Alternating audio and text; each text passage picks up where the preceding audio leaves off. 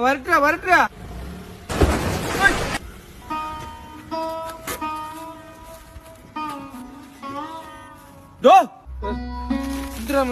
ഇയാള് സൈഡ് പറഞ്ഞത് വണ്ടി ഇടിച്ചത് കണ്ടാ?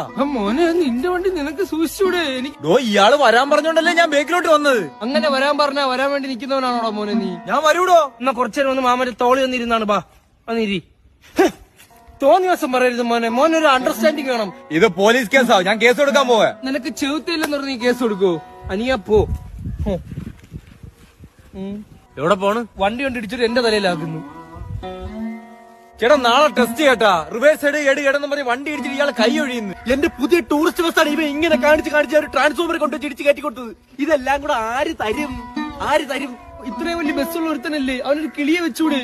ഞാൻ എന്ത് പറഞ്ഞാലും ഇവൻ കേൾക്കാൻ വരുന്ന എന്തിന്? നീ എന്തിനു പറയാൻ വരുന്നത്? ദോ പാമ്പ് പറന്നു പോണ് കണ്ടാടാ. അതുവരെ അവൻ വിശ്വസിച്ചു. നീ എന്തിനോട് ഇവിടെ ഇങ്ങനെ മിണ്ടാതെ ഇങ്ങനെ എന്നെ തൂക്കി വെച്ച് വയ്ക്കുന്ന? താനിത് പാർക്ക് കൈ കാണിക്കുന്ന ഒരു കാറിന് ഒരു സ്ഥലമില്ല. ഇയാളെ കൈ ഒന്ന് ഒതുക്കി വെച്ചിട്ടാ ഇങ്ങോട്ട്.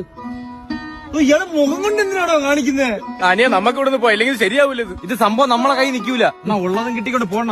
ഞാനിയാ ഒന്ന് റെയിൽവേ സ്റ്റേഷനിൽ ട്രെയിനിന്റെ ബാക്ക് ഒന്ന് പറഞ്ഞു കൊടുക്കാൻ. ആള് ഫ്രണ്ട് ഇരുന്നോണ്ട് എങ്ങനെ കാണുന്ന പിറകെ ഭയങ്കര ബുദ്ധിമുട്ടാണത്.